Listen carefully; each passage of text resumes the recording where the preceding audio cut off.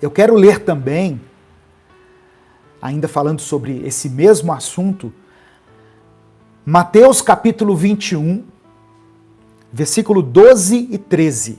Mateus 21, 12 e 13. Jesus entrou no templo e expulsou todos os que ali estavam, comprando e vendendo. Derrubou as mesas dos cambistas e as cadeiras dos que vendiam pombas. E lhes disse: está escrito, a minha casa será chamada casa de oração. Mas vocês estão fazendo dela um covil de ladrões. Bom, por 3 vezes, quando você examina os evangelhos, você percebe que os evangelistas, João, Mateus e Marcos, falam sobre Jesus expulsando os vendedores e os cambistas do templo. A maioria dos estudiosos, dos especialistas em Novo Testamento, acredita que Jesus purificou o templo 2 vezes. E isso aconteceu num intervalo de 3 anos, aproximadamente. Então não se trata da mesma passagem. Por mais de uma vez, acredita-se que Jesus entrou no templo e expulsou ali os vendedores e os cambistas. Então hoje eu quero falar sobre essa passagem e o que ela representa para nós. Primeiro eu quero mencionar aqui para você, para efeito de conhecimento, que esse templo em Jerusalém, ele foi destruído realmente. 40 anos depois que aconteceu esse episódio, o templo foi destruído. Aquele edifício físico que representava a presença de Deus para o povo judeu na terra, ele nunca mais foi reconstruído.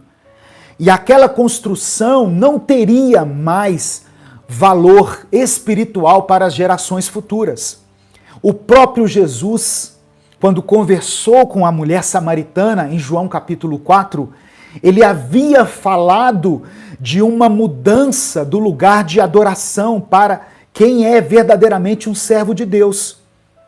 Jesus fala para a mulher samaritana em João capítulo 4, a partir do verso 21, ele diz assim: creia em mim, mulher, está chegando a hora em que vocês não adorarão o Pai nesse monte, e nem em Jerusalém.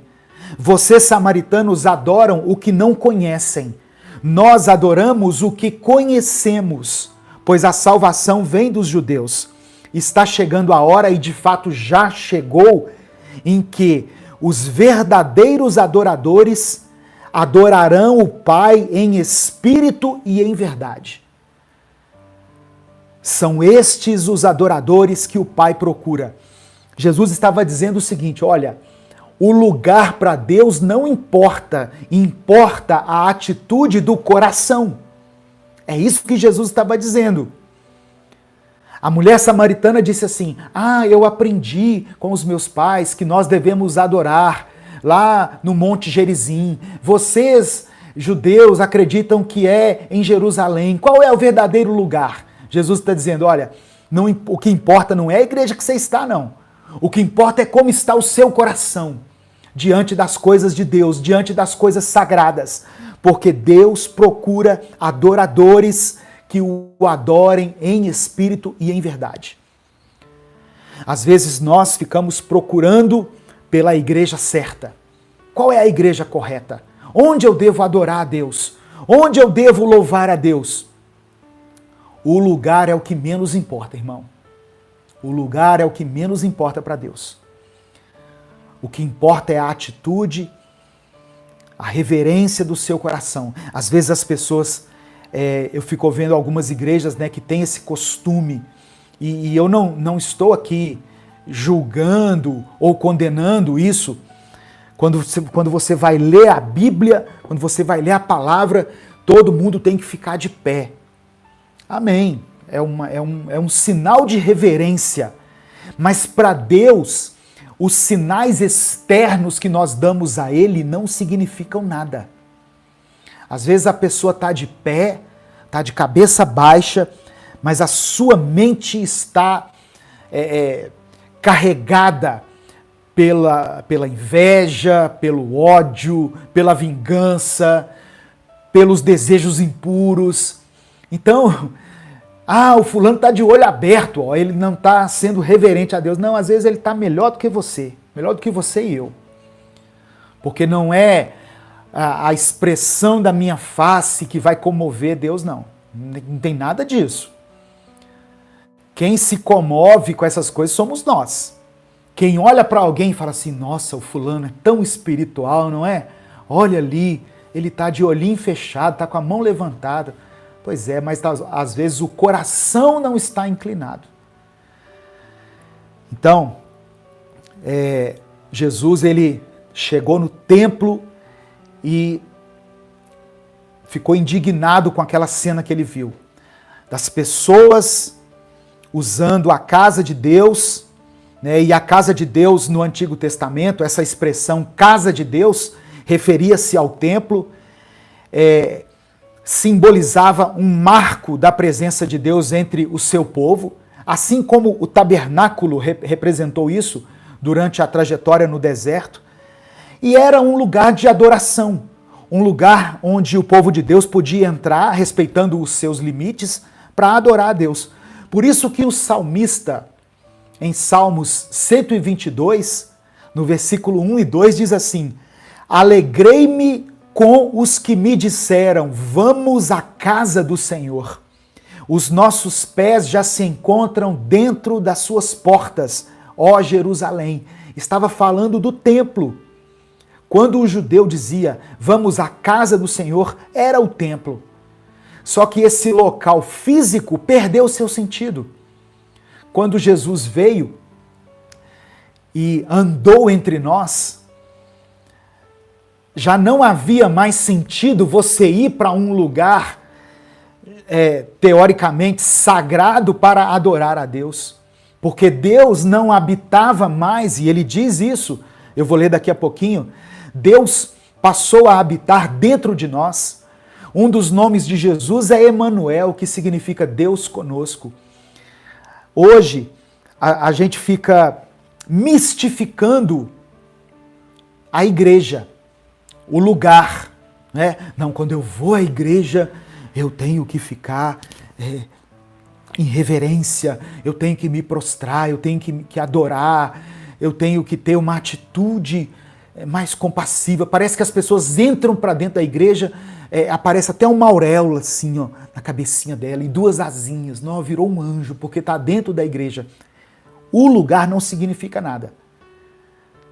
Essa santidade, essa reverência, esse amor, essa atitude compassiva, ela tem que ser vista por Deus em nós o tempo todo. Os dias mais difíceis de cultuarmos a Deus é de segunda a sábado, não é no domingo. No domingo parece que todo mundo vira um anjo de candura. Mas Deus quer ver essa atitude contrita em nosso coração durante a semana. Hoje você está aí, né, louvando a Deus, você vai na igreja, você vai na escola bíblica dominical, você coloca a sua Bíblia debaixo do braço. Mas e amanhã? Amanhã é segunda-feira. Amanhã você vai para o seu trabalho. O culto a Deus, ele não termina quando as portas da igreja ou do templo se fecham, porque a igreja somos eu e você. Amém? Entenda isso em nome de Jesus.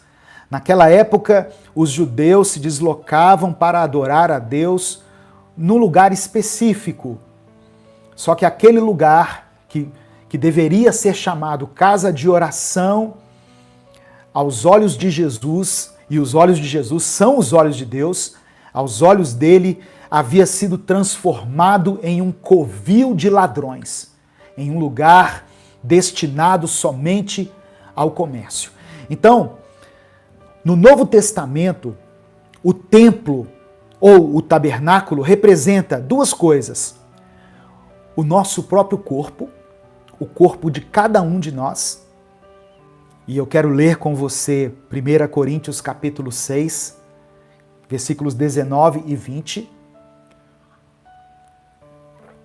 1 Coríntios 6, 19 e 20, onde o apóstolo Paulo diz assim: acaso não sabem que o corpo de vocês é santuário do Espírito Santo, que habita em vocês, que lhes foi dado por Deus e que vocês não são de si mesmos? Vocês foram comprados por alto preço, portanto, glorifiquem a Deus com o corpo de vocês. O meu corpo e o seu corpo não nos pertencem. Se nós consagramos a nossa vida a Deus, se nós entregamos a nossa vida a Deus, o nosso corpo pertence a Deus, porque o nosso corpo é morada do Espírito Santo. O nosso corpo é morada do Espírito Santo. No dia em que nós recebemos Jesus na nossa vida como nosso Senhor e nosso Salvador, nós somos visitados pelo Espírito Santo de Deus e ele passa a habitar em nós. Portanto, glorifiquem a Deus com o corpo de vocês. Isso aqui é importante. Eu não posso usar o meu corpo para sensualizar, eu não posso usar o meu corpo para o pecado, eu não posso usar o meu corpo para o roubo, eu não posso usar o meu corpo para a violência, eu não posso usar o meu corpo para fazer nada que seja reprovável para Deus.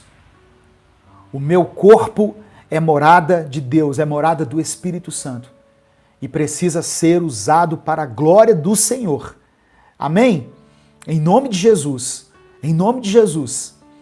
guarda a sua vida, guarda a sua santidade. Santidade é o que Deus espera de nós.